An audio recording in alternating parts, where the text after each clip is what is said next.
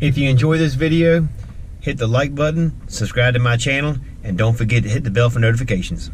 If you're hunting for a repair shop, I'm going to give you some pointers of what to look for. First thing I like to do is start off by giving you some information about myself, so you don't think I'm some random guy just sitting here trying to give you advice.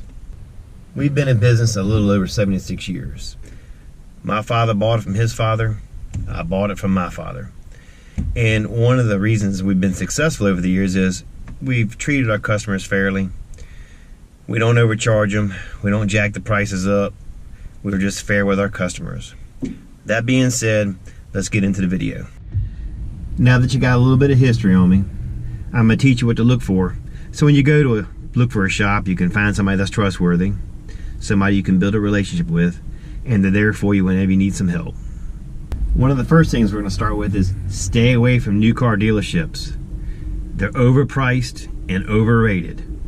Most of the technicians at dealerships are no better than the ones at the small businesses, your regular mom and pop shops. First of all, the technician at dealerships, they need to get as many certifications as they can. The more certifications they get, the higher their pay scale is. I'm not knocking certifications. I mean, it's great and everything to have that knowledge, but I have seen technicians with a handful of certifications and weren't even able to diagnose a common starter problem. So just be careful right there. A lot of your mom and pop shops, they have employees there that's been there for umpteen years. I mean, my shop alone, I've got one guy that's been with me 40 years. When you eventually find a place, build a relationship with them. Get on a first name basis. Make sure you go by and you see them sometimes just to shoot the crap. Because yeah, we all like to fix the cars at our house, but you're gonna have that one repair. Like you go get a scan tool for your phone, you hook it to your OBD2 and you read it and it says, okay, well, you got a bad O2. Well, just because it says you have a bad O2 doesn't mean you always have a bad oxygen sensor. There are other things that can cause the O2 to pull a code, like a dripping fuel injector. Basically, well, it's not, your scanner's not going to tell you your fuel injector's dripping, okay? It's just going to give you a rich condition on your O2 code. So you might replace that O2 sensor and then end up needing something else and the code comes back. Well, you want to make sure that you have a shop that you can go to that can help you in that situation, is not going to rip you off. One thing you want to make sure is the shop is fully equipped to fix your car. They have the proper scan tools, the proper presses, the proper meters. You want to make sure they can fix your car. You don't want to take your car somewhere, then they have to send it out. You don't know they've sent it out. Then you turn around and they get the car back and they mark up what they paid someone else to do and they charge you. That's just a waste of your money and a waste of time. And another thing is, you want to make sure that their technicians there just aren't parts changers. There are some technicians out there that they get they put a scanner on a car and they get a general idea, then they turn around and they replace 4 or 5 parts until they find the one that fixes your car, and then you've paid for all those extra parts. Make sure that they're knowledgeable, that they know what they're doing. Do your research on the company. Go online, read reviews.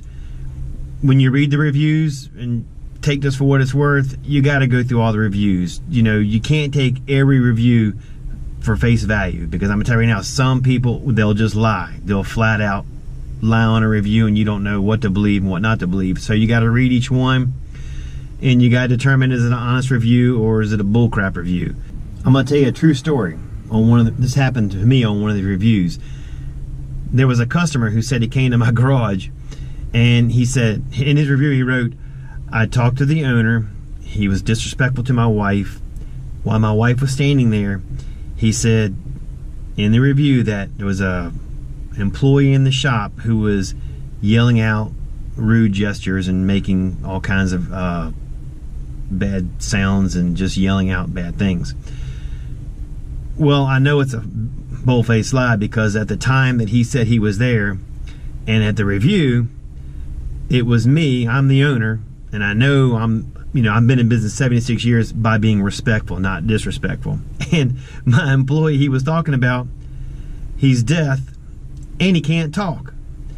So it's a bold-faced lie review. Why they did it, I have no idea. Maybe they came across my page and just didn't like the format. They just didn't like us, maybe. Who knows why they did that. But again, when you go to those reviews, read it carefully and use your best judgment. Another thing you want to look for is a clean place, somewhere that you don't mind sending your wife or your child. If she breaks down, you know, you want to have a nice place for her to go. Bathrooms that she can use, a nice waiting area is nice, you know, something like that. Make sure the shop that you choose has a good security system. There's a place to keep your car if it has to stay overnight, a locked-in fence in the back, or inside their building's big enough to at least bring it inside. Just make sure they can secure your vehicle.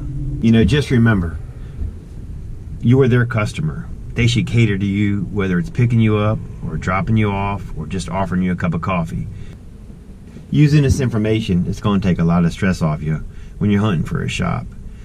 Hey, look, in the description down below, I'm going to put a link to a website. You feel free to go on that website. If you're working on a project at the house, you can fill out the free form there, send it to me. I'll answer any of your questions for free. Also, in the comments below, let me know if you like the video, or if there's a topic you'd like to talk about, or even a tool review.